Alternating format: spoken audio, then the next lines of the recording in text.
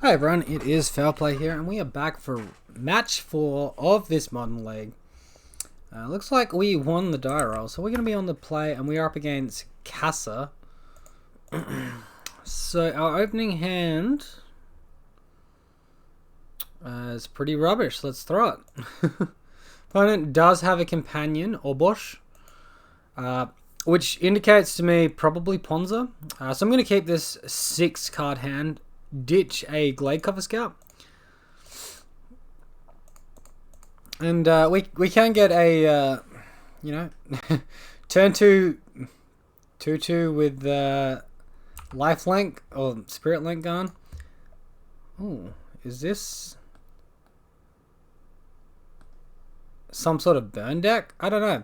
Let's throw down a Hyena Umbra, and then I'm gonna use my Razorverge Thicket here to incentivize my opponent to play a moon effect more likely, and go ahead and attack them for 2.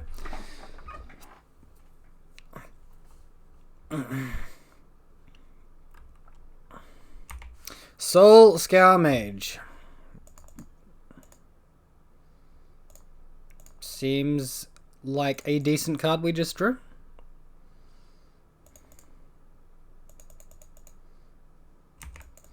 So I'm going to go ahead and attack, and if they want to get in some sort of war with the Soul Scour Mage, I can just path it.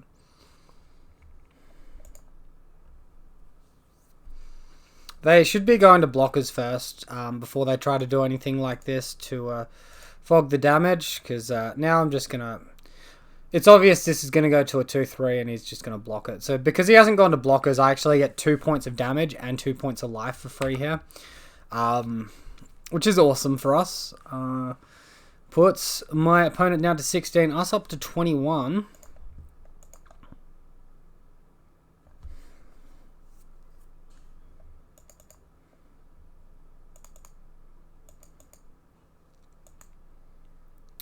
So they will have access to, 4 mana this turn potentially.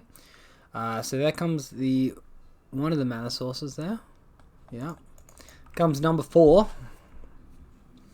And we're just going to have to wait and see what they choose to do with their spells. But my guess is they're going to play a creature of some description. No, they put Obosh into hand with the companion ability. And then they play Blister Coil Weird. Alright. So obviously Blister Coil Weird can get quite big quite quickly. We're going to attack with Glades Cover Scout here. Gain 5 life. And they didn't block, so... they are down to 11 now. And yep, now they just go land into Obosh. And now, if a source you control with an odd converter mana cost would deal damage to a permanent or player, that damage is doubled to that permanent or player instead. So obviously all their creatures are going to be 1 CMC creatures. Yeah, we'll just cycle this Horizon Canopy we drew for turn. Core Spirit Dance is not bad. We'll just leave it in hand for now, though. And we'll attack with the Glade Cover Scout. We have First Strike and Totem Armor. So we put our opponent down to 5. We're up to 31. And this Glade Cover Scout with no auras is just going to chump block something. Probably Obosh. However you say it. So Stomp dealing 4 damage to us. Pretty strong use of the card. Now they're doing a light up the stage, revealing Mountain Lightning Bolt. So Lightning Bolt is hitting for 6, by the way. Don't forget that.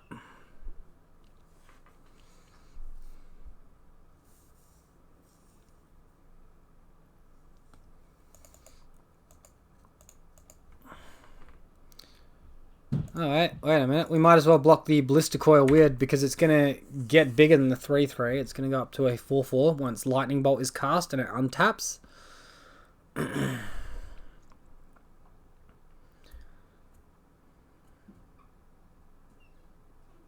They got another creature to chump block with, or else they're a Bone Crusher Giant. Okay. I was going to say, if they don't, they're in a lot of trouble.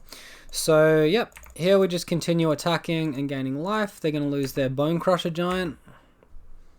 Currently down to 3 cards in hand. A Lightning Bolt in exile. And these 2 creatures on the board. So I think I'm going to leave Core Spirit Dancer in hand still. I don't really want to give him like that for free. I'd prefer to draw an aura off her, to be honest.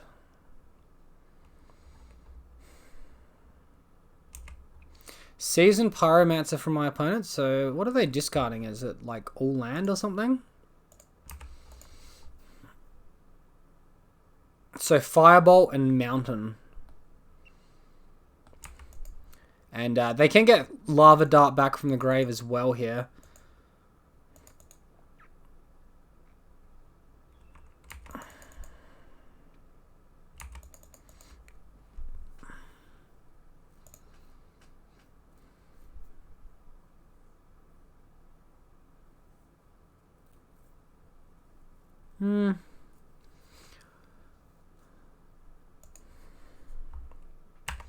Alright, let's jump the Obosh. Make my opponent cast whatever spell they want to cast. They're casting a Stomp, okay. So 4 damage to us, and Blister Coil Weird is now dealing 3. Alright, and we do draw Ethereal Armor, so that's a really solid draw. So if we put Ethereal Armor on the Glade Cover Scout, it gets 5 power. We gain 10 life on the attack. We put it on the Core Spirit Dancer. Core Spirit Dancer becomes a 6/8. And then my opponent can deal 4. What's that? I think it's just way safer putting it on the Scout here. Great, we draw Rancor for next turn, so we will have the win next turn. And we might as well attack here while they are tapped out. They might sack this Mountain to cast Lava Dart and stop us from gaining the life, which I think would have been the correct play, but they didn't see it. Unless they're wanting to do something with that mana, I'm pretty sure negating the life gain would have been better for my opponent there. Next turn, we just cast Rancor and attack for the win. So that's going to be attacking for 14. Plus, if we draw any other auras, we can cast them too.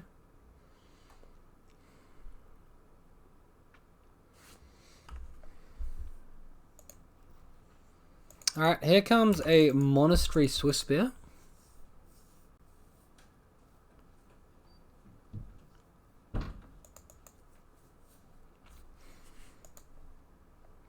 And they are now flashing back Lava Dart, shooting down the Core Spirit Dancer. That is not very surprising at all. I think that was always going to happen. So we'll see if when they attack us, they have enough for lethal here. Which, I mean, they could well do. So Firebolt's dealing 4 damage to us here. Getting these Prowess triggers. Seasoned Pyromancer, potentially drawing some more burn spells here as well. Hopefully they blank. So we're going to take double their power here. Is that just lethal? Plus a Burst Lightning? Holy crap. -10. So there you go. I guess I should have left up Chump Blockers to negate some of the damage my opponent was dealing. Well, 1 turn off killing them. That was wild. Alright, so Leyline's obviously very good. Path is also very good. I'm going to expect things like Anger of the Gods, and probably Grispoon is a little bit weak. I do like the evasiveness aspect, but obviously Spirit Mantle is just the stronger effect. And we can probably just minus a Core Spirit Dancer. Oh, yikes. We probably have to be mindful of Blood Moon as well.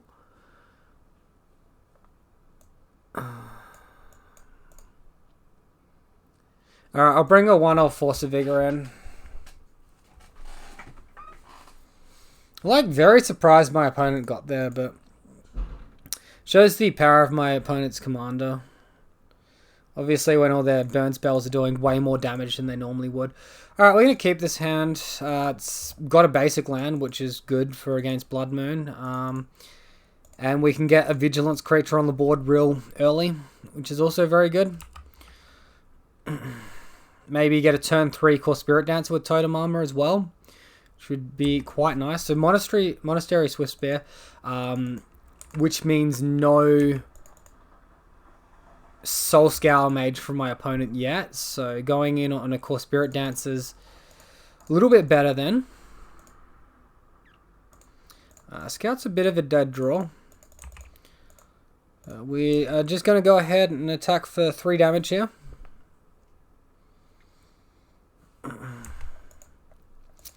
And I'm just going to go ahead and block this. Force my opponent to use burn spells. I could just have light up the stages in hand. If, you know, even if they grow it out of range with double burn spell, we just lose 1 totem armor effect. And then they lose 2 points of damage. Yeah, so. Those are lightning bolts that can't hit Core Spirit Dancer now. Alright, so we didn't draw it, but we did draw a Rancor, which is going to be good for our clock. So we've now got 5 power as well, so they'd need to do 4 spells in a turn to survive my chump block.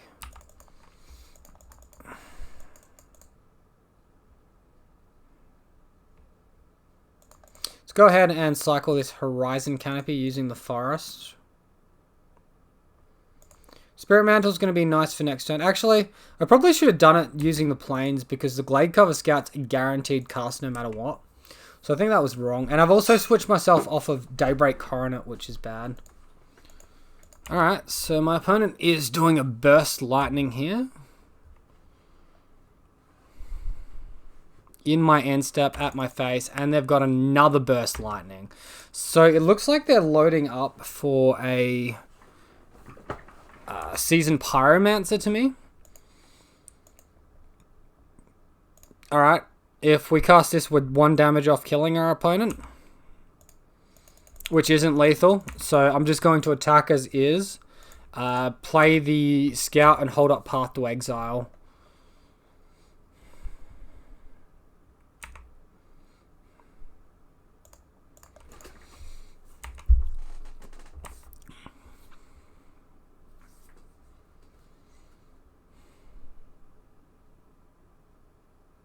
Alright, cool. So we win this one.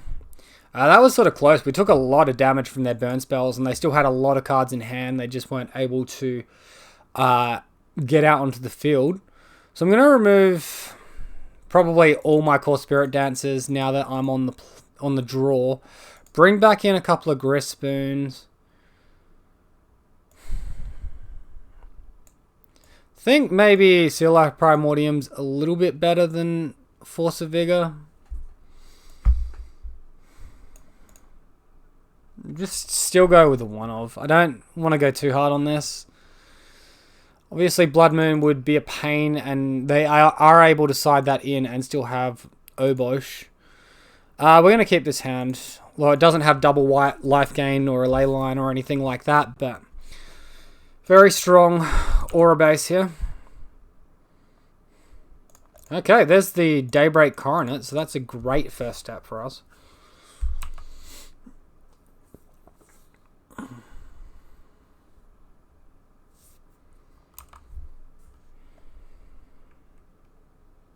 Just going to take the damage. They play a second Soul Scour Mage and a Blister Coil Weird. Alright.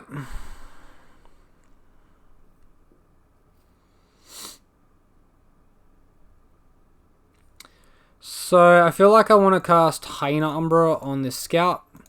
And then cast Slippery Bogle and just pass the turn. And then next turn I can do Rancor plus Daybreak Coronet. And this gets me around like a Kozilek's Return or Anger of the Gods or something like that. From like just blowing me out. So they're doing the Firebolt. And we can single block, potentially double block here.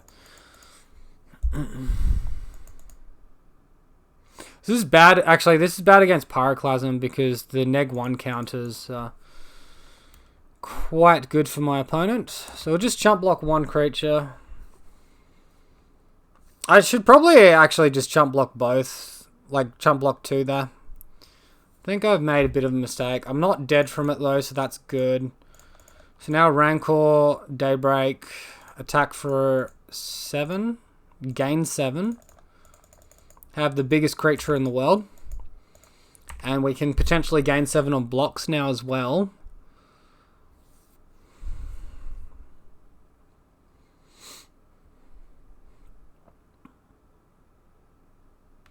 Hard casting light up the stage. That's got to be good for us. Finding Lava Dart, Lightning Bolt. So they can obviously Lava Dart now. Get some Prowess triggers. Alright, and they just concede. Sweet. So we beat Mono Red Prowess this round. Taking our record to 4-0. That's like great showing for the deck. I'm going to see you guys back shortly for round 5.